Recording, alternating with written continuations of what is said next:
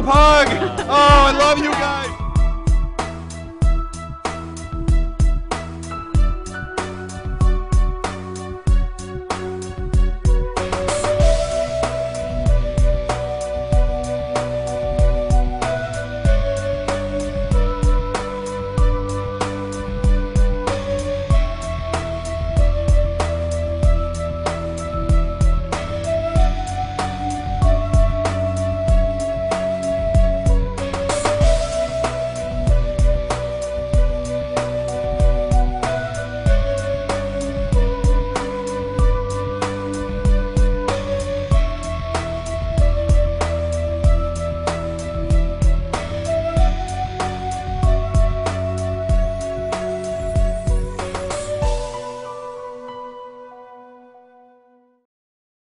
Okay, let me talk a little about,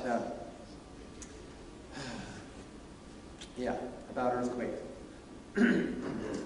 1970s, Zbigniew Brzezinski. Technology will make available to the leaders of major nations techniques for conducting secret warfare, where you can't really tell who to blame. Only a bare minimum of security forces will be appraised. You're not going to tell everybody about this, and that's probably then what happened on 9/11. Techniques of weather modification could be employed to produce prolonged periods of drought or storm, or to produce earthquakes. Fast forward to 97, Secretary of Defense at the time, William Cohen, others are engaging in an eco-type of terrorism whereby they can alter the climate, set off earthquakes, volcanoes remotely. It's real. Of course, he's blaming that on others, but, you know, if others, doesn't say who, have the ability to set off earthquakes, in all probability, the United States Defense is aware of how to do this as well. Do you really think that's possible for them to do that? Yes, of course. I'll show you some data. That's what we're doing. As a scientist, you really think it's possible for them to do that? Do you think he's lying? I mean, I'm going to show you some data which I think is interesting but not publishable. So do I think so? Yes. Am I certain? No. Am I certain that the official story of 9/11 is false? Yes. I went through the data. It's published. This is not published. You see the difference? So please be patient and watch the data. Right. So now we're going to look at data. These are data that I obtained myself from the public record, USGS site primarily.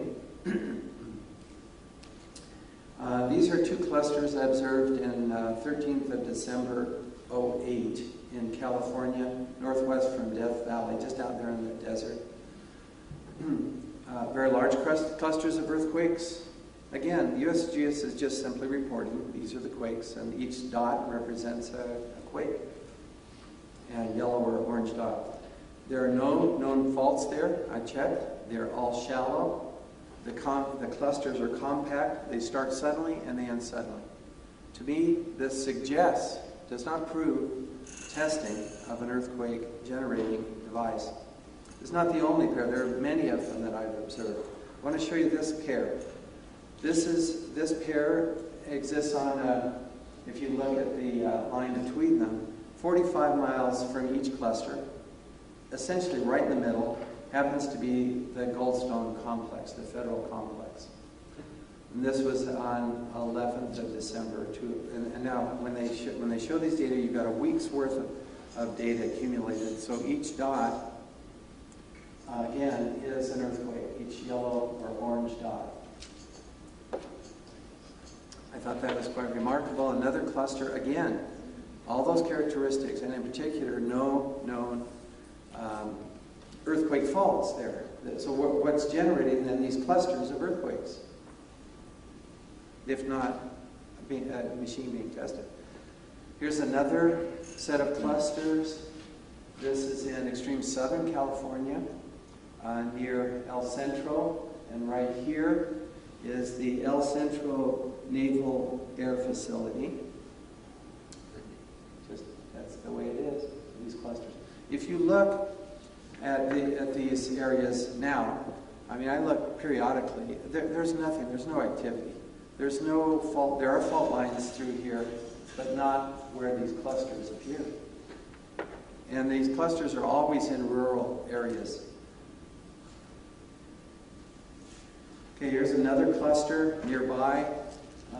So the other cluster, the one's here, and one's be over here. This is here by the Salton Sea. By the way, the red line represents the earthquake fault that is known. You see the cluster is not on the fault. Here's one near Hanford, which is a national laboratory in Washington State, and some distance away, I don't have it here, it's about 20 miles as I recall, is a cluster right on the river, a very large cluster that appeared suddenly and then ended. Shallow, compact,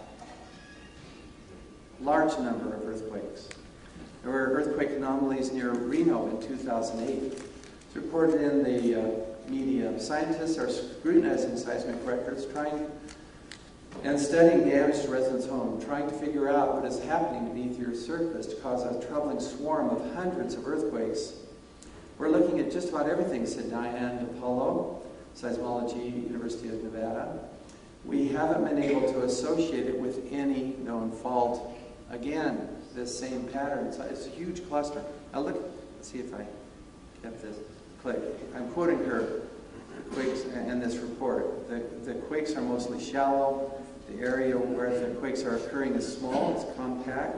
Scientists are calling the swarm of tremblers, which began 28th of February, the Mogul earthquake sequence. It's near the town of Mogul, which is a little town outside of Denver. No one was hurt. Here's the indicators. I say these are possible. Again, this is not proven, but I'm looking at it. I don't know many who are, but I have been looking at it now for a couple of years.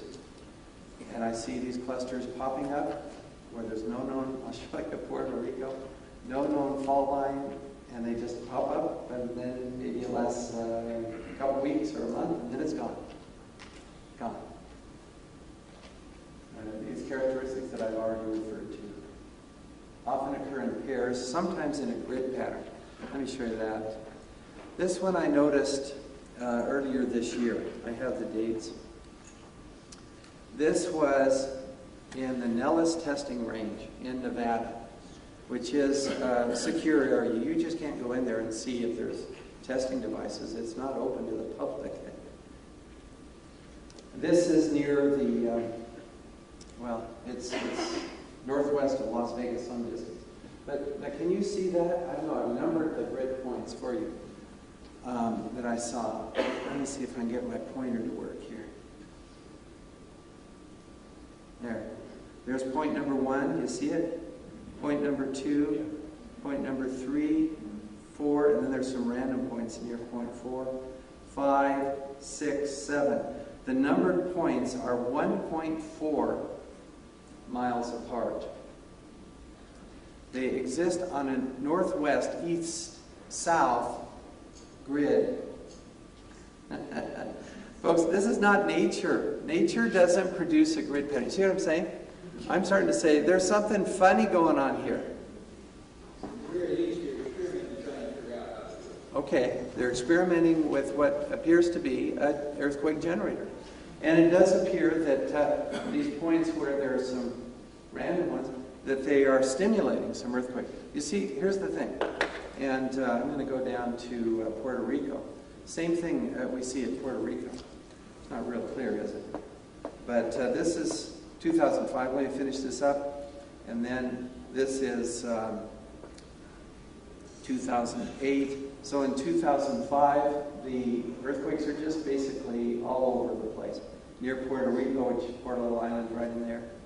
And then in 2008, we see these clusters. Here's a cluster here and a cluster here. Those clusters occurred, we can see them very clearly in October, which is 389 earthquakes. Frankly, I can't remember which is which. One's October and one's November. I have to look at my data set. I can't remember now. Look at the cluster there, and then later there's a cluster there with not much over here. It looks like testing. And you compare that to the California clusters. Again, that they're underwater. interesting. But the earthquakes themselves are shallow compared to the floor of the ocean. Here's a larger view, which I captured 7th of November. Oh, there it is. There's a November cluster. So this was using Google Earth, so that means, yes, this is November, and this is October of 08. So are you thinking Port-au-Prince was a success? We're getting there. Port-au-Prince coming up. Here's a picture I just had to capture in November. Absolutely no activity in Haiti or the Dominican Republic.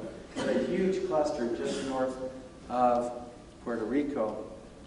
I'm not interested. I just want to let you know that we would very much like to have a question and answer period if you have time, and you can go over time if you want. Okay, I have answered some questions. We went along, but I'll see if I can do some more. So here's something very interesting I noticed. This is from a report from the university in Puerto Rico showing the number of earthquakes through, well, it goes from 1998, as you can see, to 2008. Between 2005, see, fairly flat, but there's a step going into 2006. This is when the clusters appeared, starting in 2006. Why does nature have no clusters for 1, 2, 3, 4, 5, 6, 7, 8, that I can see, years? Then all of a sudden, you have these clusters. But again, they turn on for about a month, and then it's gone. And then the next, there's a cluster over here that lasts for several weeks or a month. I mean, these data are just staring at me. I pulled these out. I don't reference them because I found these data. I'm not bragging. I'm just curious, and I like to question the official story. It has holes in it. Okay. Now, on the 4th of January, I'm watching Puerto Rico real closely. I noticed there's no clusters, and I said to myself, perhaps the equipment for testing for earthquake generation has been moved. That's what I said. On the 12th, oh, this is yesterday. Again, there's very few clusters, by the way, just yesterday. But anyway, it was on the 4th that I noticed there, and then I checked back, and I've been looking. There's no clusters and no clusters. It's been going on for about 7 or 8 weeks. Nothing in Puerto Rico, no testing. And then the big quake hit in Haiti on the 12th of January. It's again no testing near Puerto Rico. Look out, is my advice. It's on the 4th, only 11 earthquakes in Haiti, only 571 in the entire United States. This is USGS data. Just nothing. Now the Haiti quakes. It's enormous quakes right near Port-au-Prince. Yeah, here's the fault line. Now the quakes are near the fault line. So here's what happens. If you want to, you've tested your equipment now you want to generate an earthquake. Okay, what do? You go where there's stored energy. It's called potential energy in physics, stored up. It's stored up in these plates. They're sitting there and they're pushing. And you want to release that energy in order, for some reason, in order to generate a large earthquake. What do? Well, you're not going to test over here. You're going to put your shaking down deep if you can figure out how to do it, and release that energy. You can cause earthquakes. This is what Brzezinski and Cohen are talking about. There's another guy named McDonald, a scientist at this earlier period, a few decades ago, saying the same thing. He's saying, we are developing these earthquake-generating devices. Is this proof? No. Again, I emphasize it's data, but it's not proof. This one is right near the earthquake fault, all of them. My guess, it's a hypothesis, is that they moved the equipment from Puerto Rico, brought it over here, set off. Okay, somebody set off an earthquake. Then I looked in more detail at this is the primary wave starting here. This is, again, data from, it's publicly available. I'll give you the reference. I usually put it on there, but not this time. Look, there's a shaking signal before the P wave arrives. Pre-primary wave oscillations. Very suspicious. And then I looked This is at another station, and there's your reference, rev.seis and so on. You can look at these in detail. Look again. From another station, you see these pre-earthquake oscillations. Then I looked at 24 hours worth of data around the earthquake. These stations, I made sure, as best I could, these are calm stations. It's not like they're just waving all over the place. They're calm. And then all of a sudden, you have the pre-oscillations, and then the P wave comes.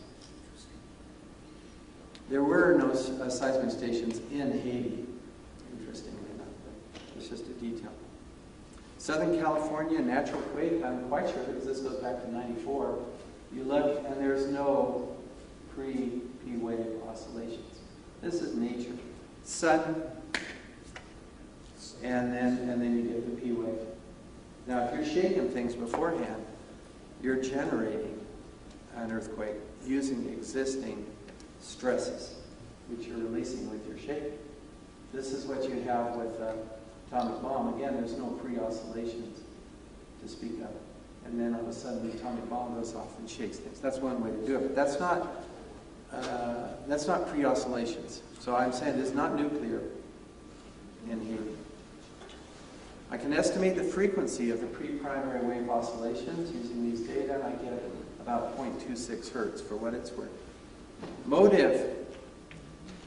In January of 2008, this is reported in France, scientists Jeanette and Daniel Mathurin state that Haiti is rich in oil and fossil fuel. We have identified 20 sites of oil, referring to Haiti. An Olympic pool of water compared to a glass of water. That is the comparison to illustrate the importance of Haitian oil compared with that of Venezuela, one of the primary producers of oil in the world. He is enormously rich in oil. You didn't hear about that on the media, did you? This was known before the Haiti earthquake. I just point out Cheney in 1999, while he was chairman of Halliburton, said by 2010, we will need on the order of an additional 50 billion barrels of oil a day. Where is this oil going to come from? The Middle East is where the prize ultimately lies. This is the way these guys think. It's not a prize, it's somebody's resources. It's not ours. It's not yours. It's not a prize. Can't take it. Greenspan famously said in his book, he referred to the politically inconvenient fact that the war was largely about oil, referring to Iraq.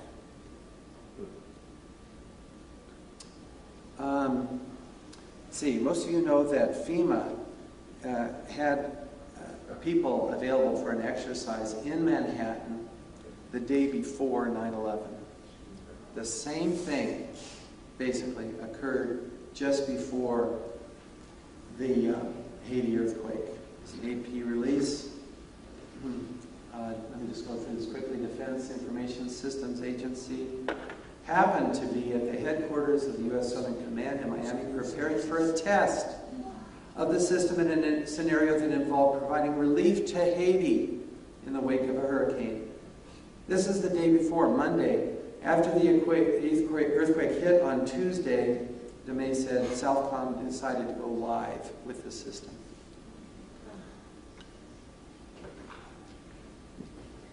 I think this should be investigated. The systems were already loaded on pallets in Miami in preparation for an exercise the day before the earthquake hit. Gosh, these guys are lucky. You know, FEMA is... Why didn't they let them in? Okay. Tesla talks about, he actually set off earthquakes using machines. And he did this with the building. He used the principle of resonance, which is you shake an area at its resonant frequency and then it really builds up, and that's how you break glasses. Now let me just show you how this can be done with sound. So In this case, we beam the sound into the earth, two separate beams. What I'm going to show you is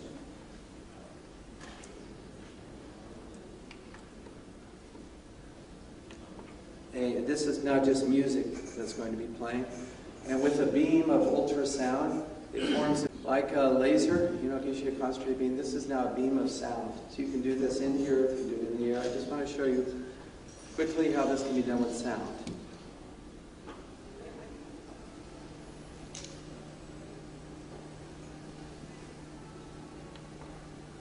It's just playing music, I hope. Yeah, we can hear it. Can you hear it? I can't hear it. It's not very loud, but we can hear it. Okay, I can't turn it up too far because the amplifier they sent me has distortion if I go too high. Fine. Okay, you can hear it. Now, this is why I should come down, but anyway. And this is my friend Jeff singing, Jeff Jones. Okay, now, can you folks over here hear it? Okay, hold your hands up if you hear it. Put your hands back down if you think, when you can't hear it anymore.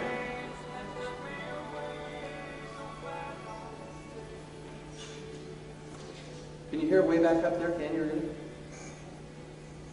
Good. See, I can hardly hear it. Can you hear it, Jack? But you can hear it behind you.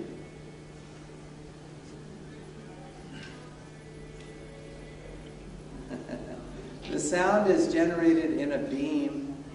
Okay, I'll explain how this works in a little bit, but it's ultrasound that carries a beam instead of spreading out like ordinary sound.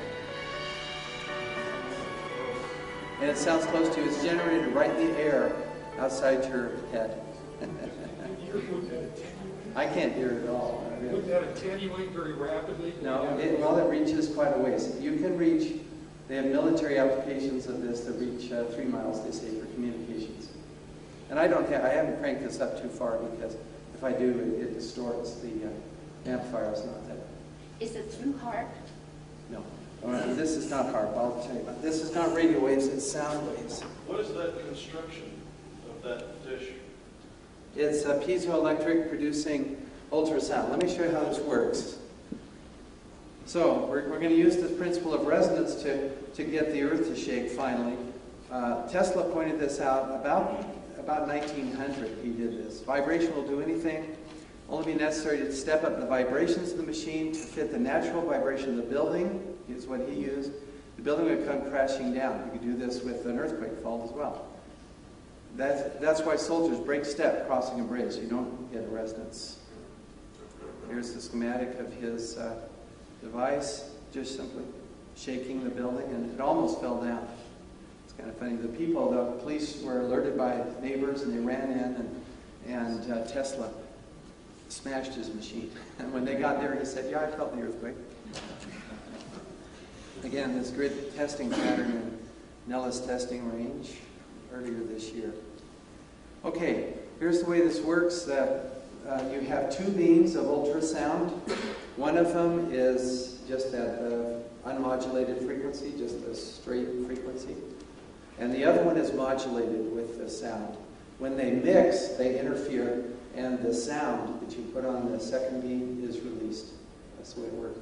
In the case of, I'll let you read about acoustic weapons, which are now available. This is, of course, safe.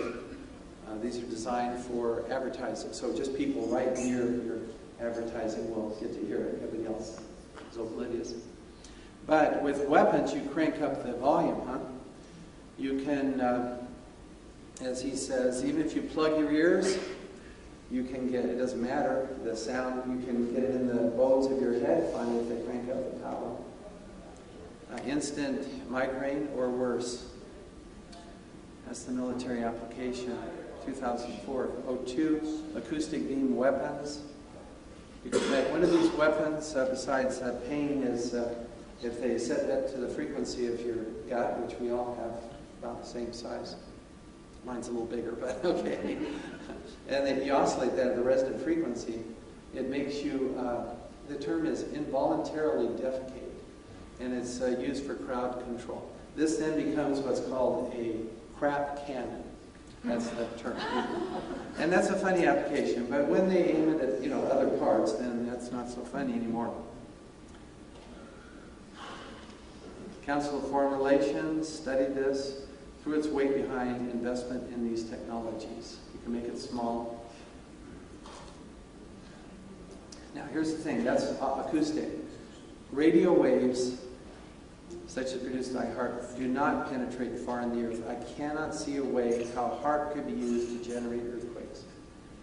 Tesla oscillators could. I mean, we're talking about using sound now. In the case of the earth, you would use two separate beams. And where they intersect, that's where they're interfering. You can send sound through the earth. It's much faster than going through air. You have to get contact probably with bedrock. You'd have to do some drilling, I think. And then send those beams down where they interfere. You would have your carried wave be the oscillation that you want. 0.26 hertz was what the pre-oscillation wave was at Haiti. I don't think HARP can do this, but I may be wrong. But sound waves certainly could. Here's a photo on the left of the San Andreas Fault. We're sitting very near the Wasatch Fault. Photo on the right. Shaking where it occurred deep in the earth, it would generate motion of these faults. Okay, that's all I have there. And I was going to talk about predictions. Maybe I'll bring that up, but I've been asked to answer questions, so let me do that. My last topic is predictions. Questions? I have a question. Yes. Can you go ahead and go over your predictions? Good question.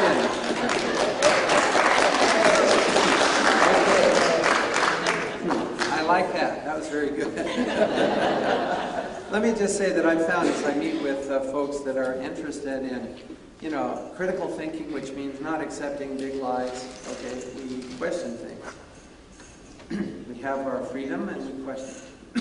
First Amendment, we can talk about it still. Okay, maybe it's a job, but we can still talk about it. So far. So let me just point out that I found that people who challenge the official story also think independently regarding energy, health, bank bailouts, community governance. That's what I've observed. Usually like the Constitution very much. Energy, I've worked on solar energy quite a bit. Solar funnel cooker. Sorry. You can Google and find out some work I've done there. Electric cars, makes you wonder why these were killed, but they do seem to be coming back. Alternative power, what I've been working on is cold fusion in particular. I want to talk about that a little bit. Bedini generators, Google these things, algae for food and oil. I think there's some alternatives to oil, and then we won't be so dependent and feeling like we have some sort of entitlement to take oil from oil-rich nations. Health, I listed a few things there that I think are interesting. Okay. Independent communities. There's a lot of discussion of this, I can tell you. I sat in a meeting just a week ago. It just kind of formed among neighbors. We were looking at communications. And we just we just sat down, we're talking about how do we get off the grid? We want to have our own grid in our community. Very seriously talking about doing it. We're talking about hydropower in our community. Actually, we have hydropower. It feeds into the big grid, but if we cut it off, it would be enough for our town. Farmers markets, there's a farmers market in Spring City. We'd like to be independent of food. That's a challenge, Okay. Bartering, self-governance, communications net in case the internet, or rather when the internet and cell phones fail. We got to have communications. We've decided in our community to go with 2-meter bands. Most handheld ham radios are 2 meters. You can get them reasonably cheap. 2 meters, right? And 70 centimeter. We use both of those. We'll focus on the 2 meter. And then 20 meter for long-range communications. That's our plan. Preparedness when the grid goes out, not if. It's very fragile, you must understand. Lights, we'll need to have the ability to have lights, cooking, shelter. Perhaps shelter apart from your home, place to go to if you need to for a while. Warm clothing, water. Attitude adjustment has to do with you're deprived of the internet, you know, and TV and cell phone. What are you going to do? You know, the stores are empty. There's no more food coming in by truck. The grid's out. You know, okay, I'm going to have to adjust to this right quickly. So in my family, we were practicing this, and it's fun. We call it camping. And I enjoy camping for a day or two. We're talking here, though, about camping for months. Critical thinking is welcomed. I'm looking at a lot of areas. You can read them. I probably won't. I try to go through all those. I want to talk about some other things. Okay, cold fusion. Let me just show you about this. This is published in Nature, peer-reviewed article. Tough peer review, April 1989. You remember cold fusion? Some of you are old enough. I mean, if you're living on this planet and old enough, you remember. It was quite something. Oh, boy. Anyway, our hypothesis at BYU was that metals catalyze nuclear fusion, and some metals will enhance fusion more than other metals. Very simple hypothesis. This has been confirmed. Not the claims of Pons and Fleischmann at this time, where they're talking about heat generation without neutrons. That's a key distinction. It's just so clear to me. I hope it's clear to you, trying to make it. They claimed heat without neutron production from fusion. That is, I don't see how you can do that in physics, because of conservation of momentum and energy. It's a long discussion. On the other hand, we're talking about fusion with neutrons. Okay. Now here's another, again, replication is the key, and publication in reputable journals. Here you have in Neurophysics Letters by Sersky et al. Screening energy of the order of 300 eV determined in accelerator experiments can explain the neutron production rate observed by Jones et al. At room temperature. In other words, they confirmed our result with a little different method. Our problem back in those days, 89, was getting fusion every time. We'd load metals like palladium with deuterium, but sometimes we'd get neutrons. Frankly, most of the time we did not. That's not reproducible. That's not science that's finished. These guys finished it, and they're not the only ones. It was actually done first by Lipson and his team, working in Japan, using a beam of very low energy deuterons. This is deuterium nuclei, hitting the metal. You're following all this, right? It'll be on the test. Deuterium is a form of hydrogen, goes into the metal, and by George, the metal helps the fusion, which is the coming together of two deuterons with release of energy and all this good stuff. And every time they get 100%, that is the key to good science. Okay? So, look at the difference here between zirconium, which shows the effect as you go down in energy, the deuteron energy. The fusion rate goes up. Whereas with carbon, it's just flat. There is no effect with carbon. It's just what we said in 1989.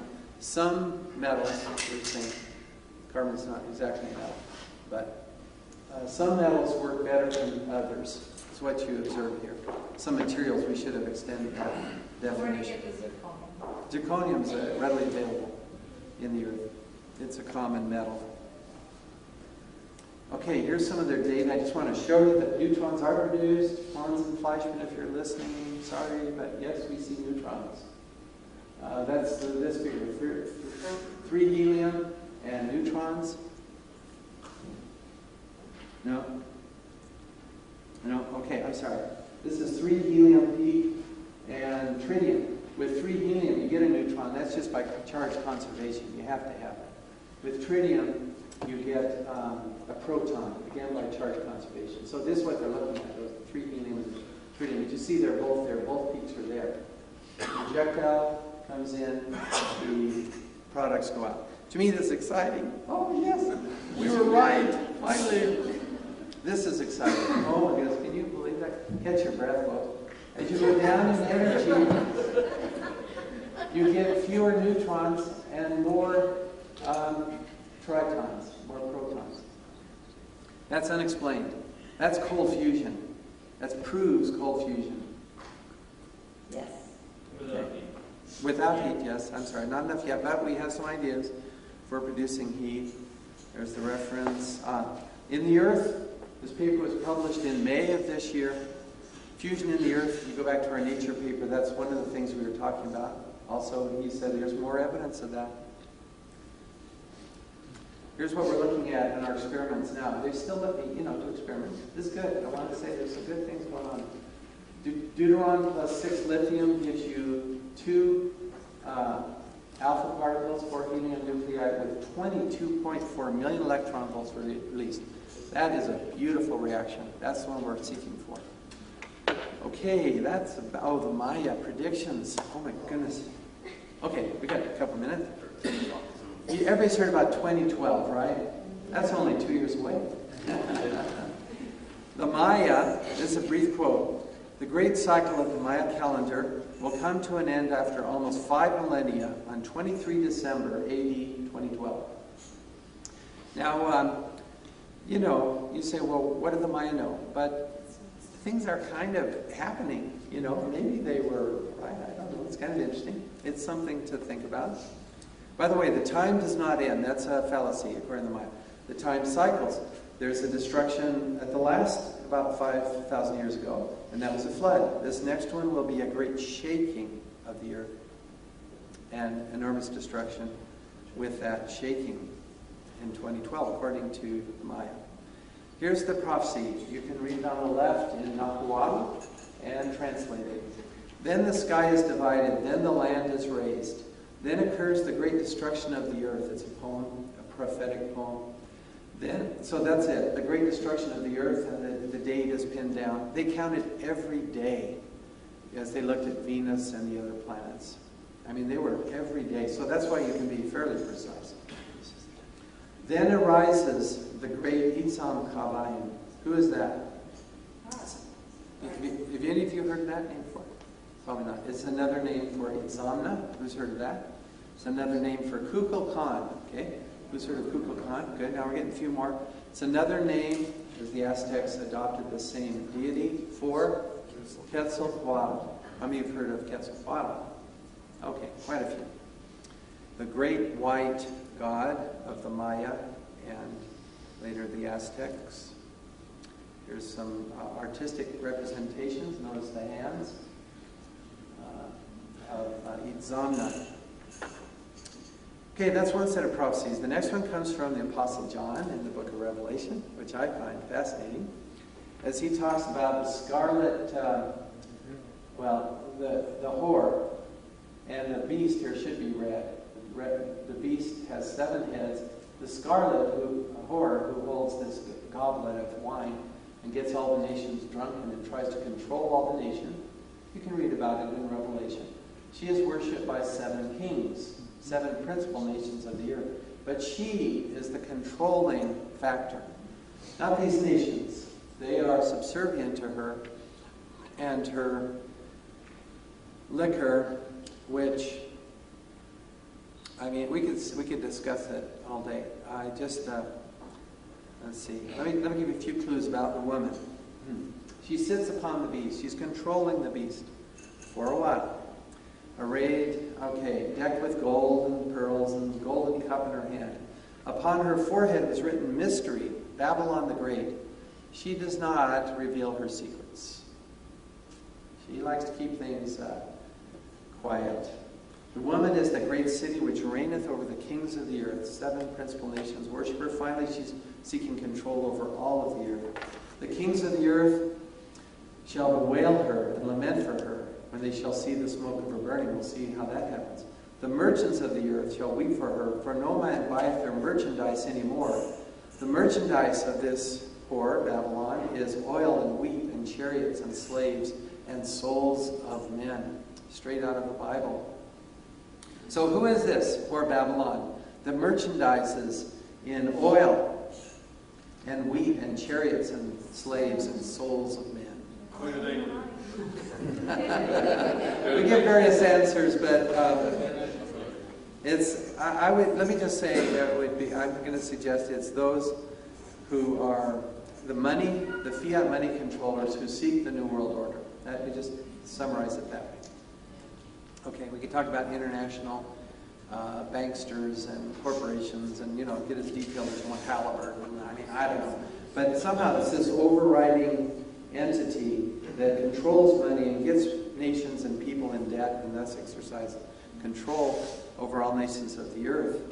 And merchandise is her key element. This is not Russia or China. That's not the way they do things. But, on the other hand, we'll skip that. The seven-headed beast will attack. Now, who's the seven-headed beast? John says, I hope you don't mind, I just enjoy trying to figure out these things. So, I'm not saying this is science. You can do an experiment, though, and see if these prophecies come true.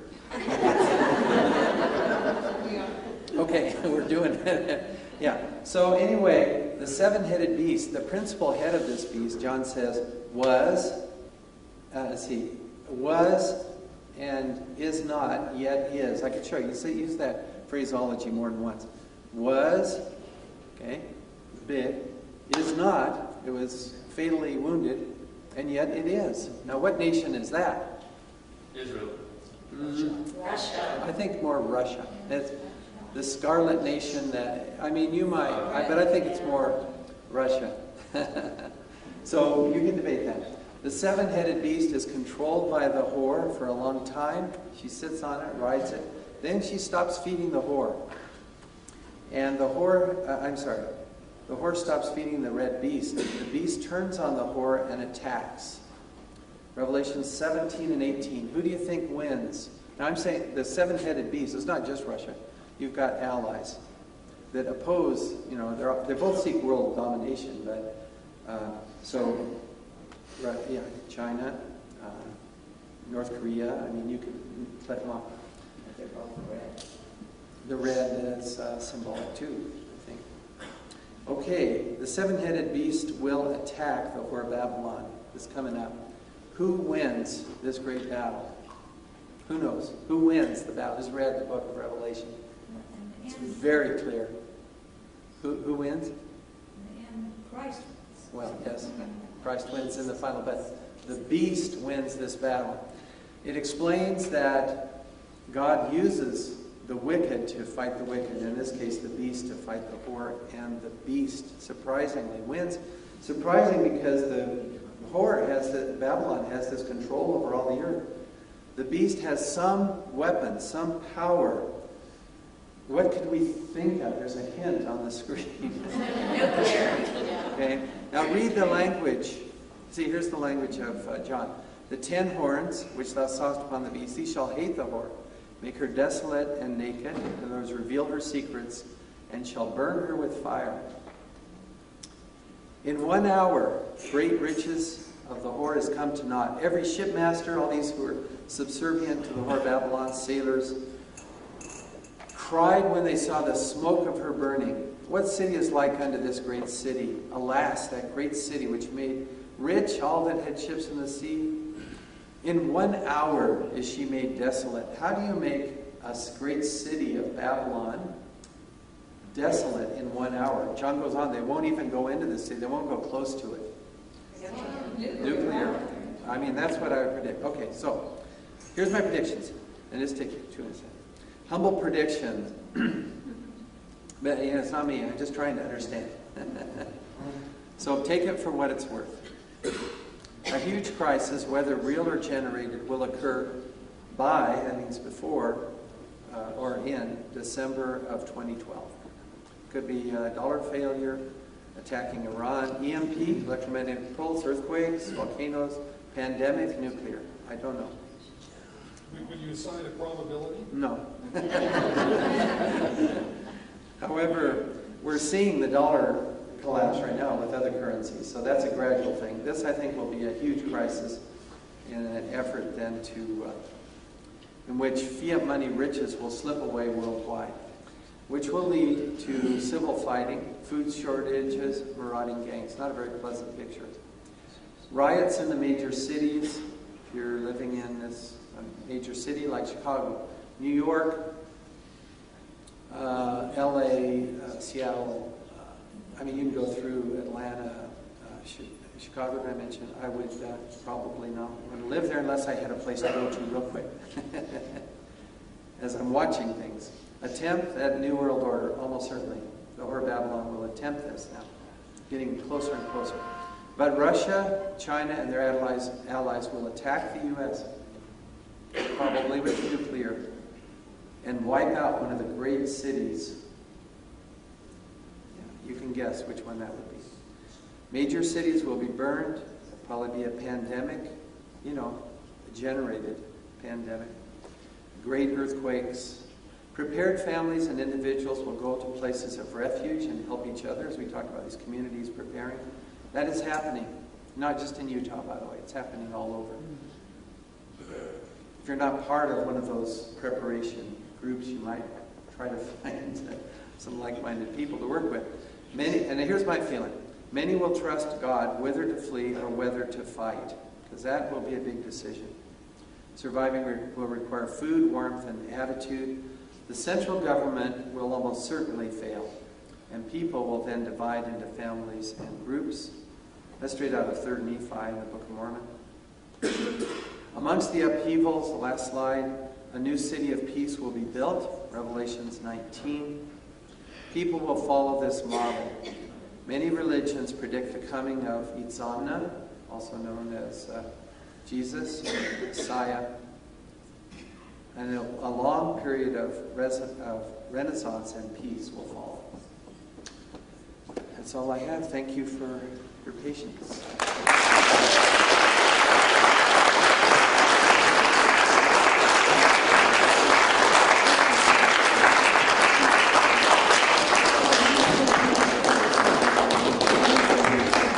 Folks, we are going to be eating dinner upstairs. If you want to talk to Stephen some more, he's going to be staying with us.